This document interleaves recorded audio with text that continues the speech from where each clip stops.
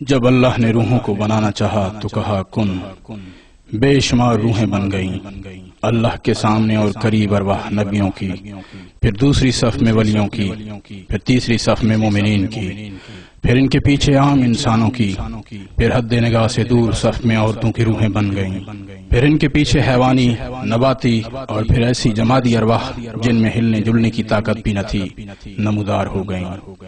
اللہ نے سب روحوں سے یہ بھی پوچھا تھا کہ کیا میں تمہارا رب ہوں؟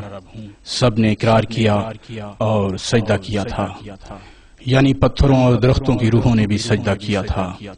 پھر اللہ نے روحوں کے امتحان کے لیے مصنوعی دنیا اور لذات بنائے اور کہا اگر کوئی ان کا طالب ہے تو حاصل کر لے۔ بے شمار روحیں اللہ سے منہ موڑ کر دنیا کی طرف لپکیں اور دوزخ ان کے مقدر میں لکھ دی گئی۔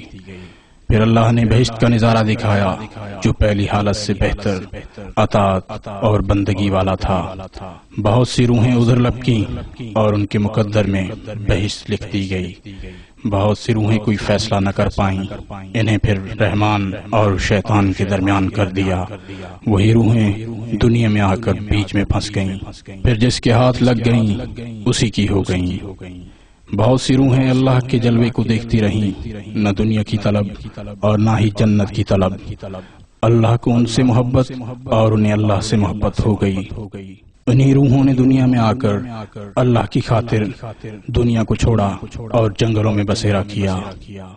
روحوں کی تعلیم و تربیت اور مدارج کے لیے مذاہب کی صورت میں مدرسے قائم ہوئے، اور روز ازل کی تقدیر کے مطابق کوئی کس مذہب میں اور کوئی بے مذہبی رہیں۔ اللہ کی محب روحیں بھی اس دنیا میں آئیں، کوئی مسلم کے گھر، کوئی ہندوؤں، کوئی سکھوں اور کوئی عیسائیوں کے گھروں میں پیدا ہو گئیں اور اپنے مذہب کے ذریعے اللہ کو پانے کی کوشش کرنے لگیں۔ یہی وجہ ہے کہ ہر مذہب کے خاص نے رہبانیت اختیار کی۔ کچھ لوگ کہتے ہیں کہ اسلام میں رہبانیت نہیں ہے، یہ عقیدہ غلط ہے۔ حضور پاک صلی اللہ علیہ وسلم بھی غار حرا میں جایا کرتے تھے۔ شیخ عبد القادر جیلانی، خواجہ معین الدین اجمیری، داتا علی حجویری، بری امام، شہباز قلندر وغیرہ نے بھی رہبانیت کے بعد ہی اتنے بلند مقام حاصل کیے اور انہی کے ذریعے دین کی اشاعت ہوئی۔ اللہ کی محب روحیں جو روز ازل سے اس کے نظارہ میں گم ہو کر اس کی محبت میں گرفتار ہو چکی تھیں، اس دنیا میں آ کر بھی اپنا تن من دھن قربان کر کے اس کی تلاش میں جنگلوں بیابانوں میں نکل پڑی۔ سالہ سال کی ریاضت، عبادات و مجاہدات کے بعد اپنے رب کے جلوہ کو دوبارہ پانے میں کامیاب ہوئیں۔ وہ روحیں جنہیں دنیا انبیاء، صدیقین، صالحین اور اولیاء اللہ کے نام سے جانتی ہے، اپنے اپنے مراتب پانے کے بعد حکم ربی سے خلق خدا کو فیض پہنچانے پر مامور ہوئیں۔ تاریخ ایسی برگزیدہ ہستیوں کے ناموں سے بھری پڑی ہے جنہوں نے خالصتاً اللہ کی رضا کی خاطر اپنا گھر بار، دنیا کی آسائشیں، حتیٰ کہ اپنی جان کی پرواہ نہ کرتے ہوئے بھی اپنا سب کچھ قربان کر دیا اور حق کے پرچم کو بلند کر دیا۔ آج ہم آپ کو ایک ایسے ہی مرد قلندر کے بارے میں تفصیلاً بتائیں گے جنہیں دنیا حضرت سیدنا ریاض احمد گوہر شاہی کے نام سے جانتی ہے۔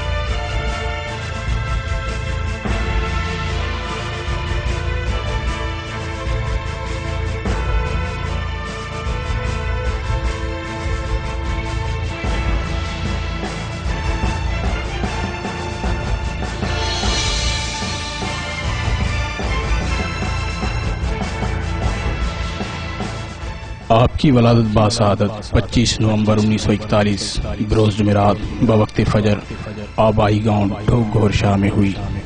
ڈھوک گہر شاہ گجر خان کے نواح میں بردیانہ بس سٹاپ کے مغربی جانب واقع ہے۔ گجر خان راولپنڈی سے 50 کلومیٹر کے فاصلے پر واقع ہے۔ یہاں سے مقامی بسیں بردیانہ بس سٹاپ ڈھوک گہر شاہ کی طرف جاتی ہیں۔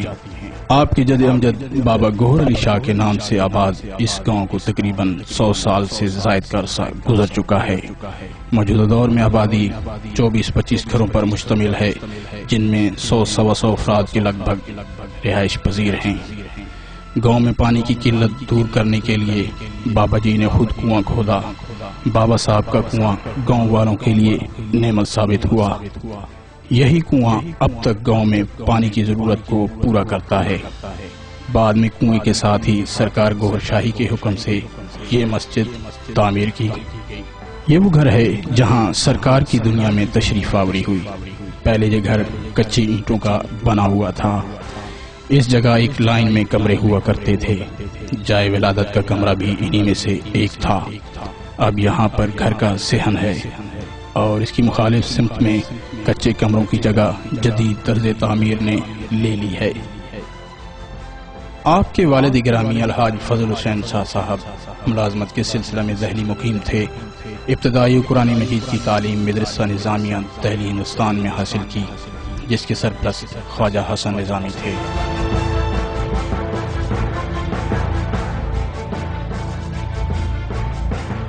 نڈالی گاؤں کا یہ اسکول جہاں سرکار گوہر شاہی نے مڈل لیول تک تعلیم حاصل کی، یہ اسکول ڈھوک گہر شاہ سے 4 کلومیٹر کے فاصلے پر واقع ہے، جو کہ موجودہ دور میں ہائر سیکنڈری اسکول کی عمارت میں موجود ہے۔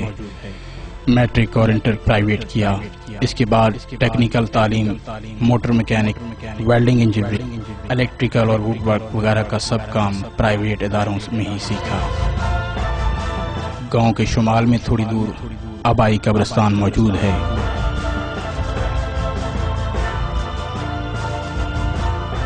بابا گوہر علی شاہ